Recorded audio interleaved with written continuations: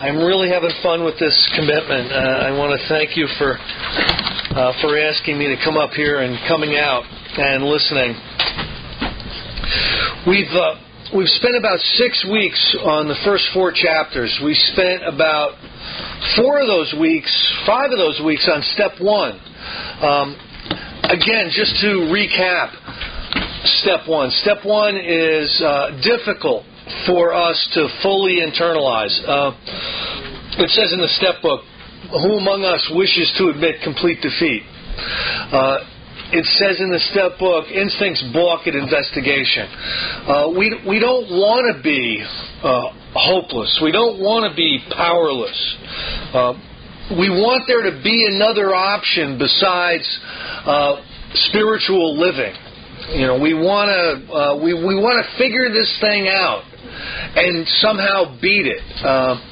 And that's just the way almost every alcoholic personality is. So there's a ton of material in the beginning of this book that paints a very, very dark picture for us. It describes the alcoholic, and then it says that we suffer from an obsession of the mind. And how that presents is it presents in us drinking. We pick up a drink, and we almost always do it from a place of sobriety. I never took the first drink drunk. So what that means is it means if we're admitting to powerlessness, we're admitting that we can't protect ourselves from the next drink. We don't have that power. It's almost not up to us. It's up to the booze. And the second part of step 1 is that once we start drinking, we lose control over the amount we take.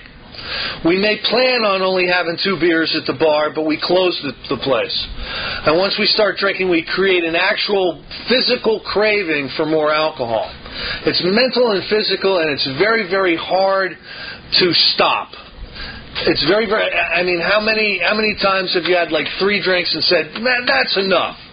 I don't think I'll have any more.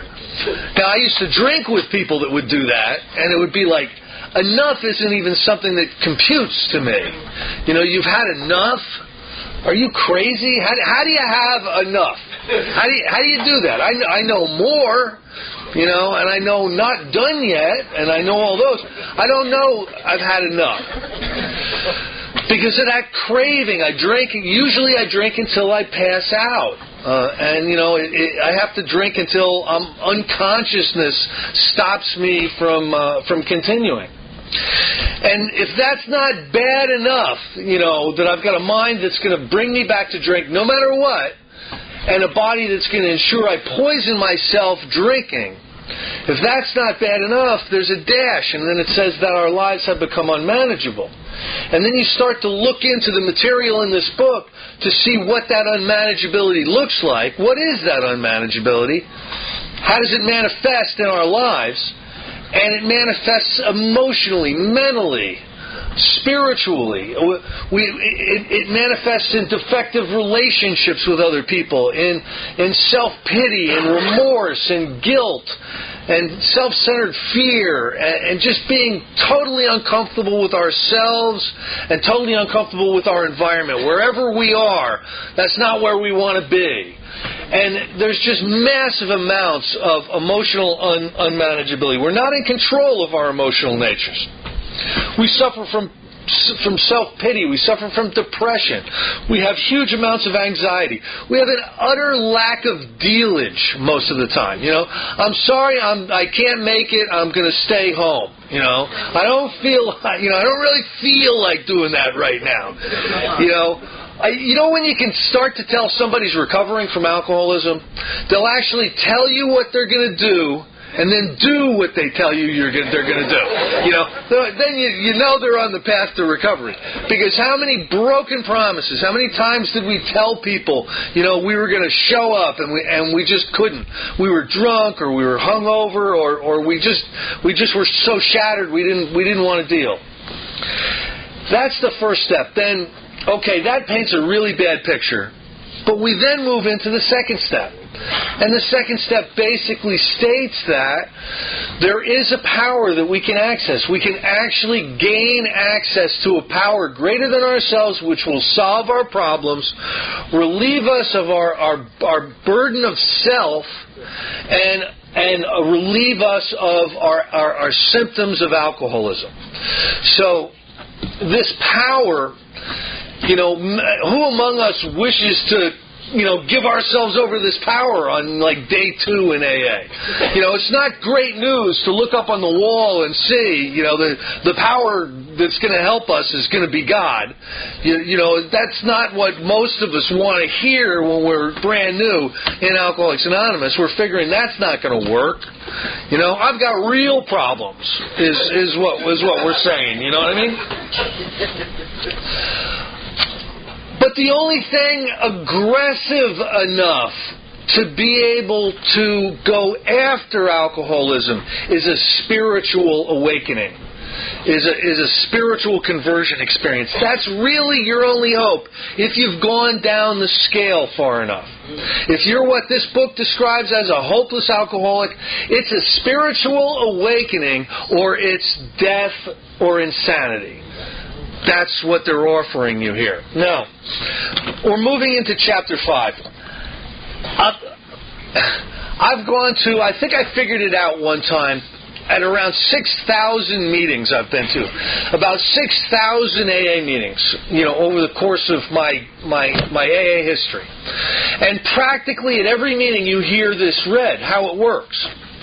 Well, when something is read that many times, at least for me, it can become redundant. It can become that thing that they read that identifies the group as an AA group, and would they please hurry up and get it done so we can get to the meeting? And who's going to read how it works? I'll read how it works. And you get somebody to go up there and read how it works, and somebody will read how it works, and then somebody will raise their hand in the same discussion meeting where how it works was read and go and say something like, "Well, I don't know how it works. It just works." Have you listened to anything? You know what I mean? You don't know how it works. They just read how it works. How it works is how it works. There was an article, because I work in the media, I got to pay attention to some of these things, and there was an article on Alcoholics Anonymous that made Wired magazine, and it was sent out all over the place. Everybody's probably read it. And in that article it says, we still don't know why AA works. Well, speak for yourself, okay? I know why AA works. Because these spiritual exercises lead to a spiritual awakening. That's why AA works, There's been such a deterioration in certain areas. You thank your lucky stars that AA is so good in North Carolina. I'm all over the place in AA groups, and I got to tell you that there are areas that have so deteriorated that they would be unrecognizable as AA meetings to our co-founders if they came back to life and went to one of these meetings. They would be unrecognizable. It's almost like an anger management, a group therapy session in some of these groups. There was a movie that was done, and again, I've got to pay attention to all this stuff. There was a movie done, and Richard Lewis was involved in this. He's one of those sober actors out in Hollywood, doesn't mind breaking his anonymity as far as being sober. But he did a film called Drunks. And the whole film revolves around AA meetings, okay? I mean, the whole film is people interacting in these AA meetings. And it is the absolute worst stuff I've ever seen in my life. I would last 2.5 seconds in one of these groups. Everyone is massively, insanely untreated alcoholism. They're just crazed. And like everybody in the group is like that. And this is what a lot of times this is what is portrayed as Alcoholics Anonymous in the movies, in the media. If you watch Rescue Me, Dennis Leary's always going into the AA groups and talking to everybody into going out drinking. It's unbelievable what some people think Alcoholics Anonymous is like or should be. How does it work? This is how it works. I'm going to read this. This is how it works. And I would really like our public relations people in Alcoholics Anonymous to remember this, because they're doing a horrible job when all you see coming out of Hollywood is the absolute worst kind of AA meetings that there are being portrayed as AA. Because there's people watching those TV sets going, I might have to do something about my drinking problem someday, but I ain't going to that, And we need to be just a little bit more responsible. How does it work? How does it work? Rarely have we seen a person fail who has thoroughly followed our path. Okay, what's the path? Because I'm interested in not failing. I want to be one of those people who actually succeed. Those who do not recover are people who cannot or will not completely give themselves to this simple program.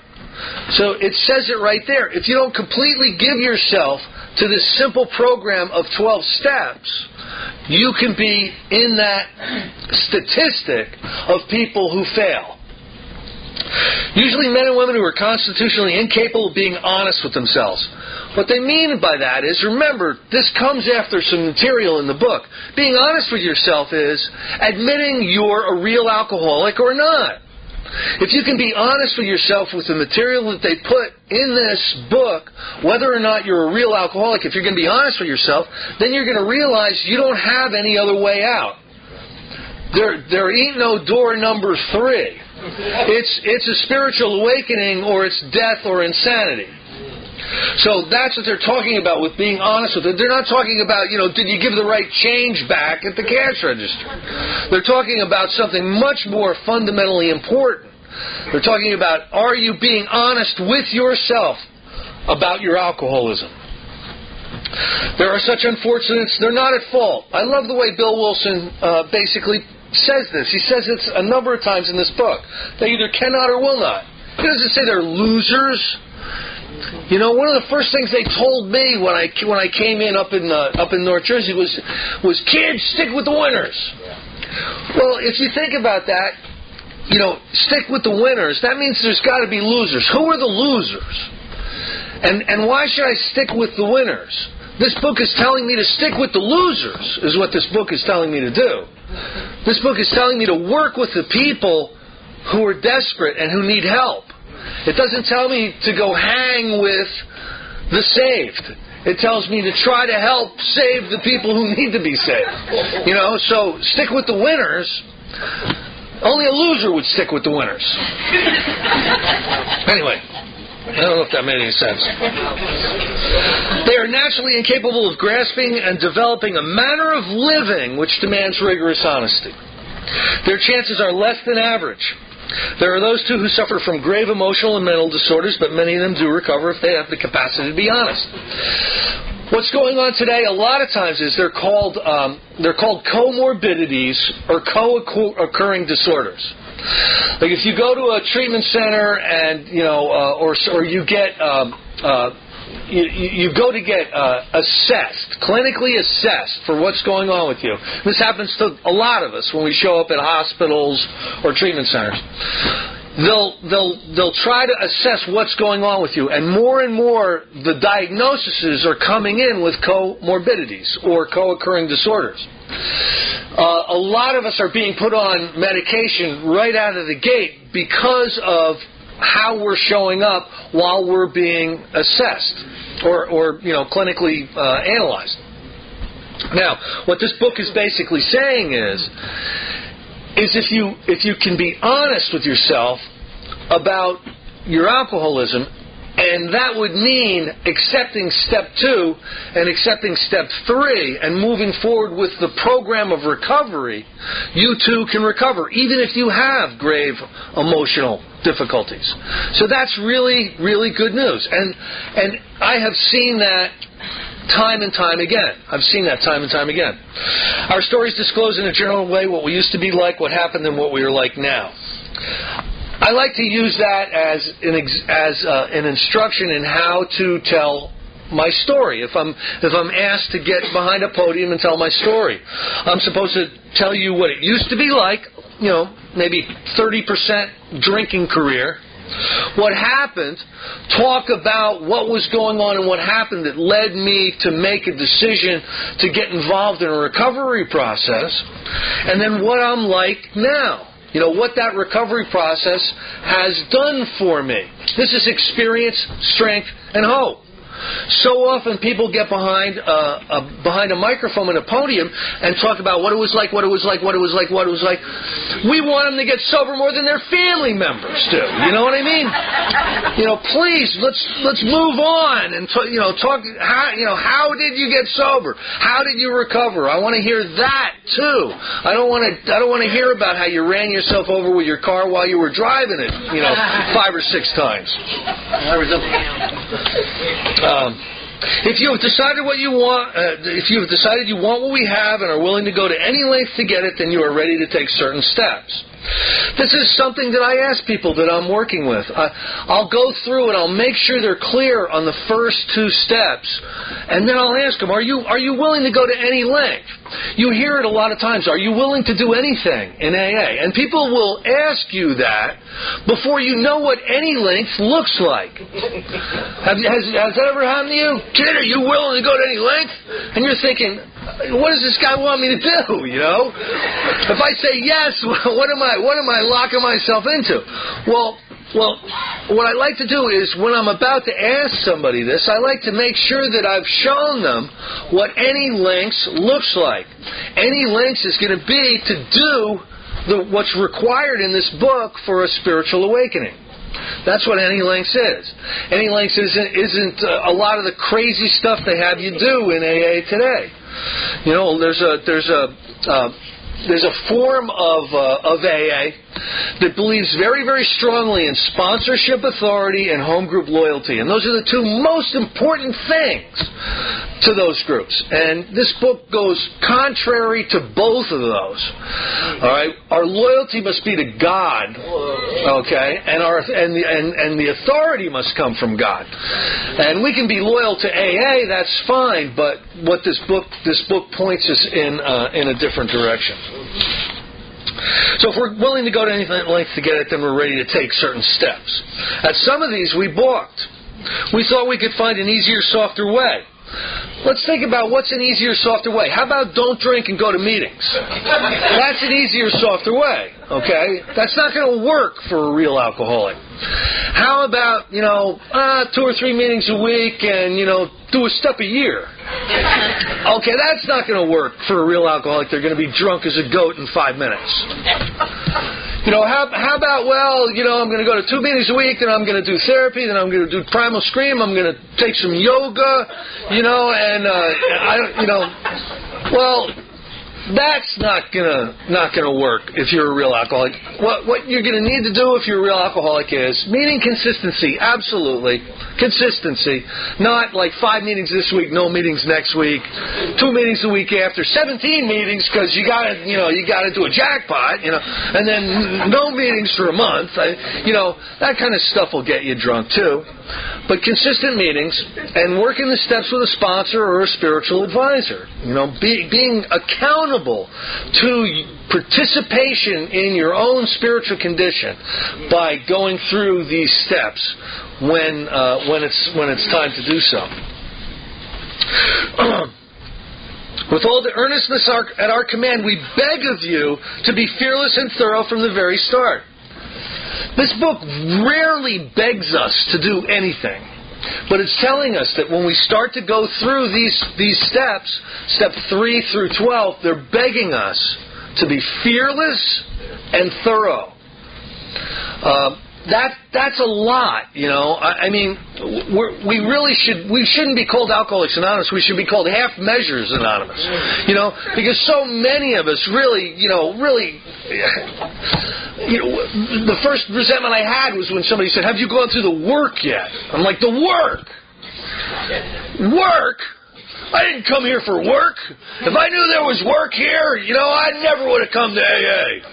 Well, kid, you're assuming we care whether or not you're here, you know? Some of us have tried to hold on to our old ideas, and the result was nil until we let go absolutely. It does not say some of us have tried to hold on to our bad old ideas. It says our old ideas. We need to be willing to let go of all of our ideas. Our ideas are really what got us where we are. I used to hate it when my sponsor said, "How's that working for you?" You know? Not very well, thank you, you know. Well, how's it working for you? How's your life look? How's everything going? You know? Is everything roses? Or are you mad at half the world? Or do you have a laundry list of bad breaks and misunderstandings that have come your way in the last month or two? You know, how's it working for you? Sometimes we need to let go of our old ideas. I had really bad ideas. But even my good ideas weren't that great, you know? We need a clean slate sometimes for God to be able to rebuild us. You know, sometimes we have to help with erasing the crap that's already on there. Remember that we deal with alcohol, cunning, baffling, powerful. Without help, it is too much for us. But there is one who has all power. That one is God. May you find him now. They're telling us what the answer is. The answer is a significant relationship with the power greater than ourselves, with God. Rightly relating ourselves to God. Clearing away as much of the wreckage that blocks us off from the sunlight of the Spirit as we can. We need to participate in this. There's a place in the book, the 12 and 12, where it says, "God will not render us white as snow without our cooperation." And what I take that to mean is God is not going to heal us without our cooperation. How then shall we cooperate would be the question we would need to ask. And how we answer that is this. Half measures availed us nothing. We stood at the turning point. We asked His protection with care and complete abandon. So moving through the steps, what are we supposed to do? There's a prayer directive here. We ask for God's protection and care. Now, how about care for us? Protect me as I start to do these steps. Especially in step 4, where I'm listing every single bad thing I've ever done, every problem with somebody I've ever had, every time I've ever been angry or hurt somebody. I'm listing it all.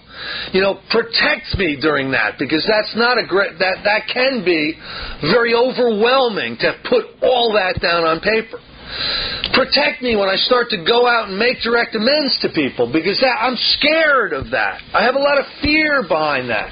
I don't want to call up, Harry, hook hand Harry, and and tell him that I'm going to pay him back that loan that I ran out of town on 10 years ago with the 50% Vic every week. I don't want to do that. Well, God is going to need to keep me safe and protected while I'm doing that. Here are the steps we took, which are suggested as a program of recovery. Okay. Having had a spiritual awakening as a result of these steps, that's very, very clear. We tried to carry this message to alcoholics. What message? The message of what the steps have done for us. Our experience going through the steps. That's what we're supposed to carry to other people.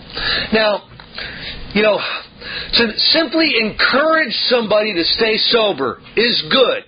That's what we do in Alcoholics Anonymous. But remember, the good is sometimes the enemy of the best.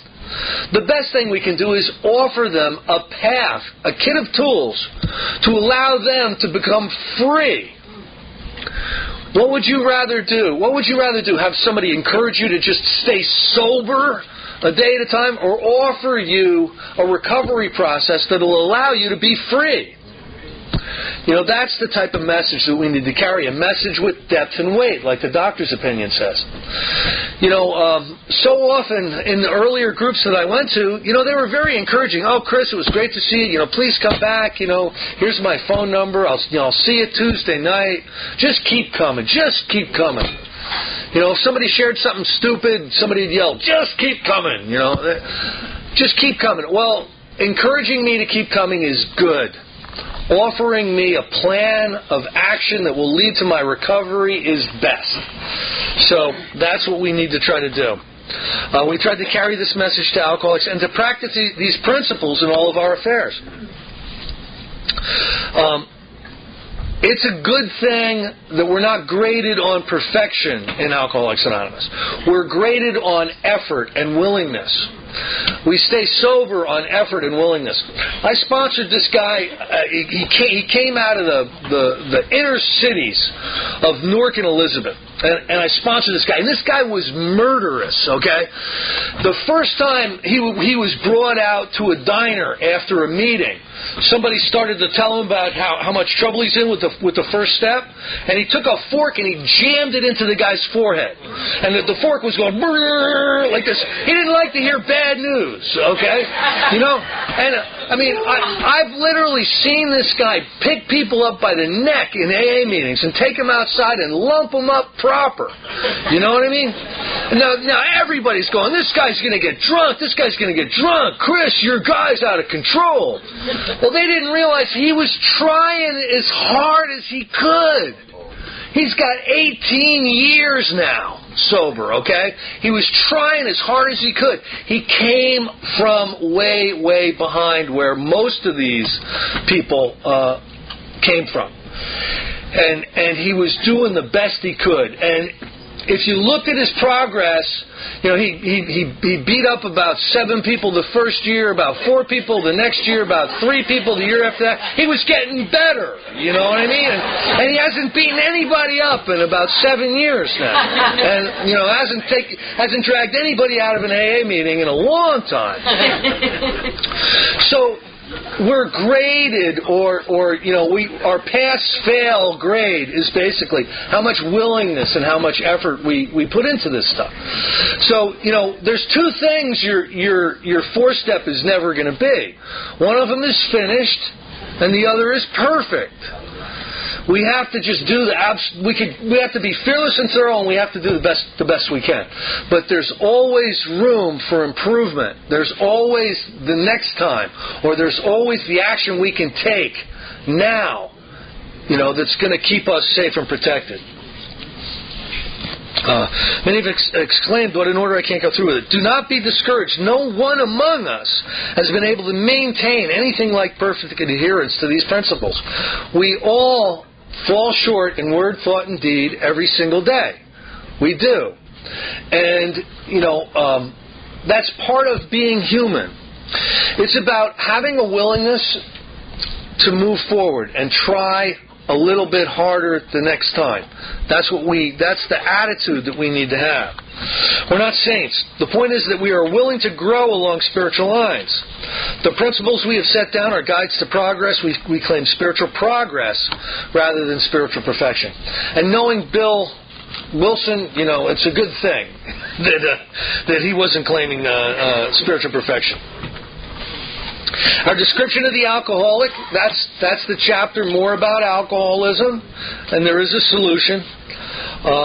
The chapter to the agnostic, we did that last week. And our personal adventures before and after, that's the stories in the back, our personal adventures before, when we were drinking, prior to a spiritual awakening, and after, when we've recovered after having a spiritual awakening, make clear 3 pertinent ideas. A, that we were alcoholic and could not manage our own lives. B, that probably no human power could have relieved our alcoholism. And C, that God could and would if He were sought. All right? That's a summation of the first 2 steps. We're alcoholic and could not manage our own lives. And probably no human power could have relieved us of our alcoholism. What are some human powers? Let's look at this. Is a sponsor a human power?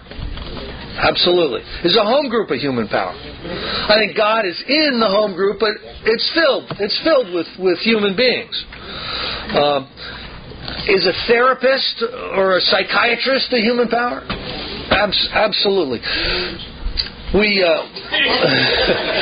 have to understand that we need to access the Spirit. We need to access the power to be able to get out of this. God could and would if He were sought. Being convinced of these three ideas, we were at step 3, which is that we decided to turn our will and our life over to God as we understood Him. Just what do we mean by that, and just what do we do? How many times in early AA was I told, kid, just turn it over? If you ask them, if they keep saying that to you, ask them, how do you turn it over? More than likely, they're not going to be able to tell you. Kid, you just got to let go. Well, how do you let go? You just got to hang on. One day at a time, easy does it. Do some upside down thinking.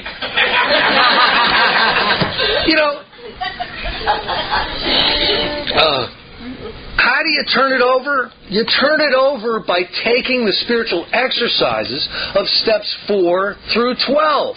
That's how you turn your will and your life over to the care of God. In AA, if you've not done that, then you haven't turned your will and your life over, and you're still hanging on.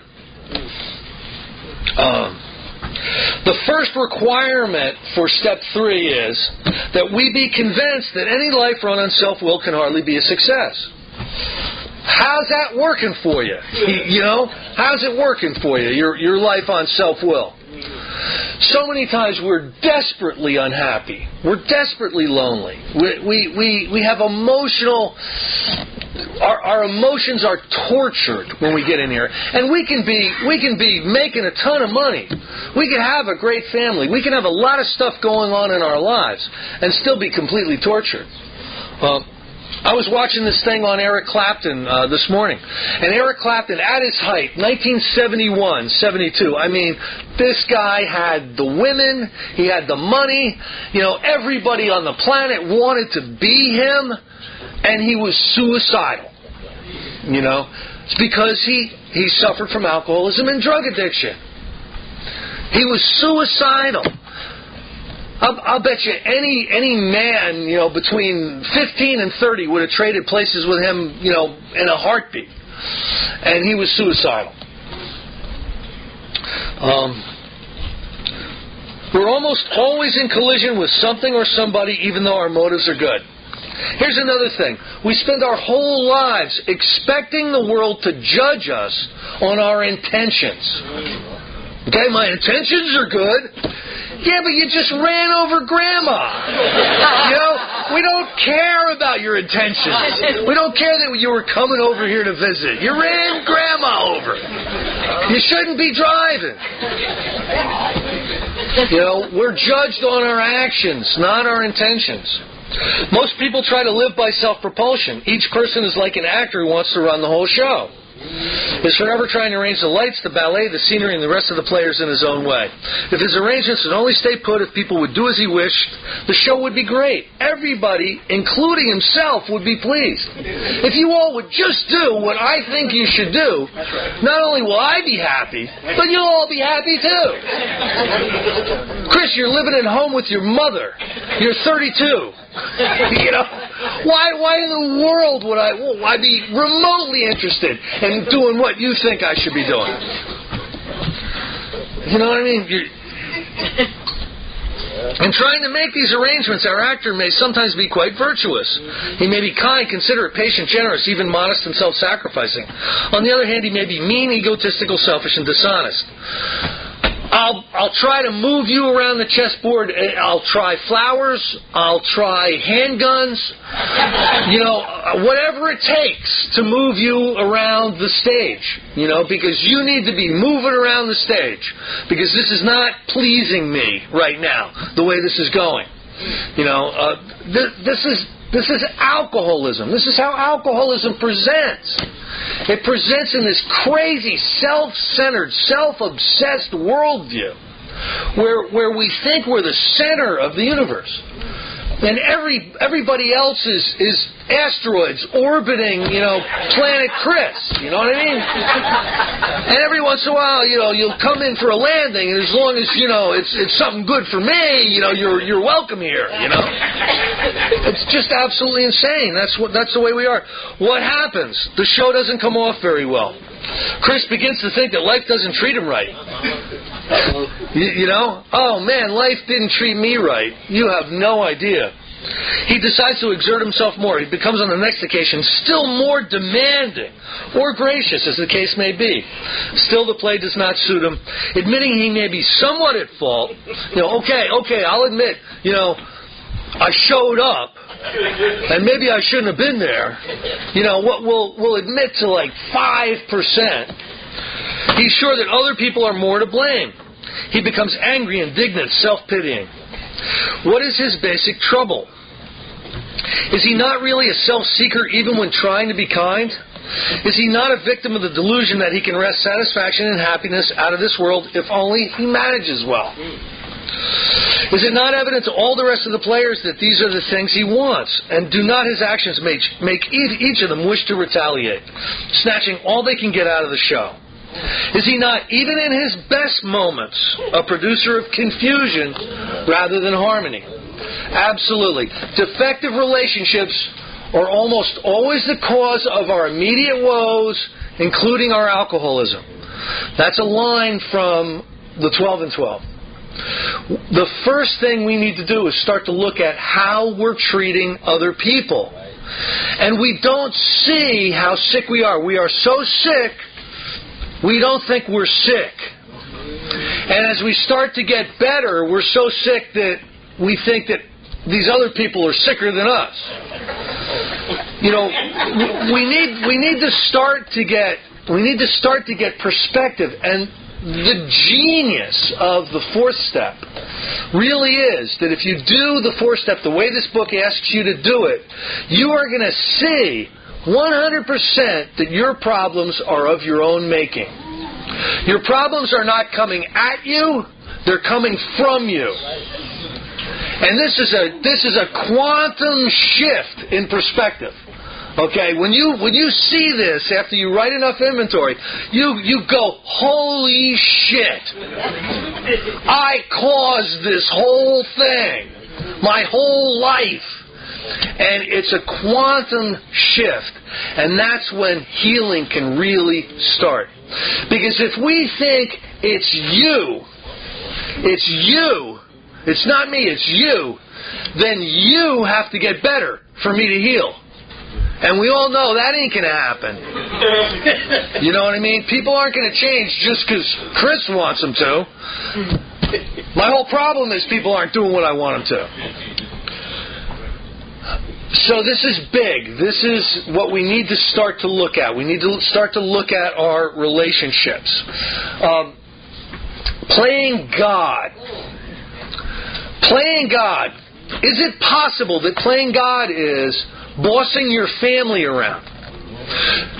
Bringing up every bit of minutia about the house and how the house system should work, and you didn't put the can on the garbage right, and your sock is in the hallway. I mean, can playing God be trying to direct all the other players? Is it possible?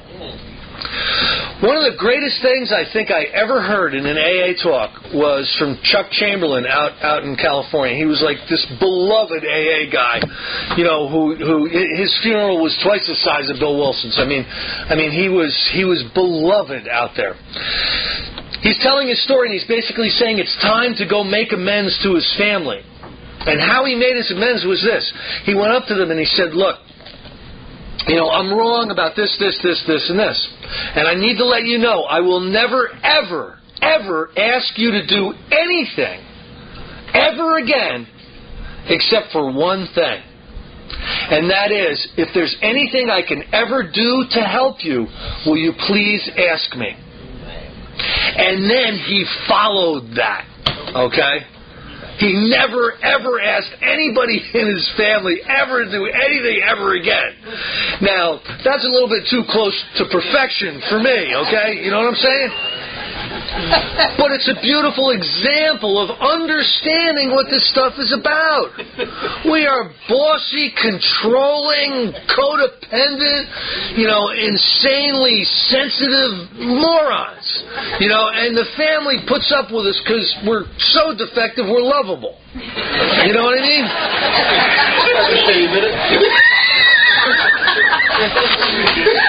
Let's see. Our actor. Now, we're the actor, okay? Our actor, we are self-centered, egocentric, as people like to call it nowadays. We're like the retired businessman who lolls in the Florida sunshine in winter, complaining about how awful everything is. He gives a bunch of examples here. And then he nails us, okay? Selfishness, self-centeredness, that we think is the root of our troubles. It does not say drinking a quart of vodka every day, that is the root of our troubles. It doesn't say that. It says selfishness, self-centeredness is the root of our troubles. It's what feeds the whole defective system. Selfishness and self-centeredness. Now, we're so selfish and so self-centered, we think we're generous. You know what I mean? We have to start writing inventory to see just how defective we are. I thought I was the sweetest guy in the world because I would lend you bail money to get you out of jail or something. Like the friends that I had left that didn't have any names. They were like Bearman and Weezer, and this one guy Rat, he spelled it with 2 T's, R-A-T-T. And I'd have to bail these guys out every once in a while. And then they'd disappear because they didn't want to give me my $400. And I'd have to go search them out and beat them up and steal their guitars or something. I mean, it was just insane. It was insane. But I thought, here I am, being a nice guy. Poor me. Driven by 100 forms of fear, self-delusion, self-seeking, and self-pity, we step on the toes of our fellows and they retaliate. Let's look at the word driven, okay? Because I don't want anybody in here having the guilt and the remorse that you didn't do a better job. How can you be responsible for doing a better job when you were asleep? The spiritual awakening will waken you up. You probably did the best you could under the circumstances being spiritually asleep and asleep to this stuff. Driven. This one time I was drinking with this guy, Bob Rademacher. He's dead now. Most of my old drinking buddies are. But we were coming back from the shore, the New Jersey shore, and he was in a Toyota Celica. And he was so drunk, he was like this close to passing out. And I was strapped in, and I was along for the ride. And he put it in 4th gear, and he put his foot down on the gas pedal, and we were going flat out. As fast as this car would go, we were going up the turnpike. When we came to toll booths, we would just go through the toll booth at 115 miles an hour. Right? Now, I am being driven, okay, by this guy. I'm going, hey, you think we should pull over? Hey, how about if I drive? Hey, let's stop at the next rest area. Hey, and no, it just, finally he spun out on a corner, and we ended up in a ditch. Thank God, nobody was hurt, and because he had passed out. I was being driven by a maniac, okay? Now, think about that when I read this sentence again. Driven by 100 forms of fear, self-delusion, self-seeking, and self-pity, we step on the toes of our fellows and they retaliate. If we're being driven by something, are we fully responsible? I don't think so. I think we were doing about the best we could, but we need to do better. Because, we're not ignorant of this stuff anymore. Now we need to take responsibility and we need to start working a program and we need to start moving forward. Sometimes other people hurt us, seemingly without provocation. But we invariably find that at some time in the past we have made decisions based on self, which later placed us in a position to be hurt. At best, we co-create the problems in our life. At worst, we cause them. But only extremely rare circumstances are we not to blame at all. So our troubles, we think, are basically of our own making. They arise out of ourselves, and the alcoholic is an extreme example of self-will run riot, though he usually doesn't think so. Above everything, we alcoholics must be rid of this selfishness. Why do you think we ask you to do service commitments? Why do we think we ask you to do certain things? We're asking you to do unselfish acts because we know you're dying of selfishness. Selfishness is going to kill you. So you get these sponsors that ask you to do good things. We must, or it kills us. God makes that possible. And there often seems no way of entirely getting rid of self without His aid. So if you think, okay, I've just figured it out. Chris just told me what the problem is. I'm selfish. All right, I'm not going to be selfish anymore. Starting right now, I'm not going to be selfish anymore. Come back next week and tell us how that worked for you. I'd make it about 5 minutes before I'm like, give me that. That's mine. Many of us had moral and philosophical convictions galore, but we could not live up to them even though we would have liked to. Neither could we reduce our self-centeredness much by wishing or trying on our own power. We had to have God's help.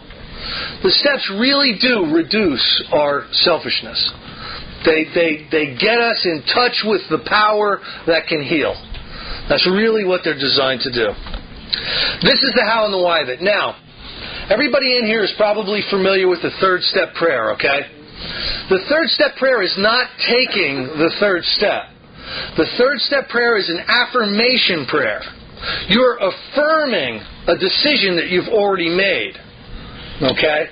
So what I want to do is I want to make very, very clear the decision that we need to make prior to doing that affirmation prayer. This is the how and the why of it. First of all, we had to quit playing God. It didn't work. So number one, we have to quit playing God. Next, we decided that hereafter in this drama of life, God was going to be our director. Okay, then we need to figure out how we can get direction from God. If He's going to be the director, I need to fire myself as director. Because I've been letting an idiot run my life. He's the principal, and we are His agents. Okay, what does that mean? If you're a life insurance agent, that means that you've been empowered to run around and sell policies. and if it's done right, if you're following the rules of the home office, if someone gets in an accident or dies or whatever, they can collect on that insurance. You're a trusted agent. The same thing is with our relationship with God. We're agents of God's ever-expanding universe. We are. We're agents of God. That's what this book promises us. But we have to live by the rules so that we can get the backing of the home office. God's the principal. We're going to be His agents. He is the Father and we are His children. Everybody in here understands what it is to be a parent. Most good ideas are simple, and this concept was the keystone of the new and triumphant arch through which we passed to freedom. Remember, Alcoholics Anonymous in the step process is about freedom. It's not about bondage, it's about freedom. Many people today are trapped in Alcoholics Anonymous. They're trapped in a meeting-based sobriety. God forbid they miss 3 or 4 meetings, and they'll come back. I missed 3 or 4 meetings. I'm doubling up. I have a basket case.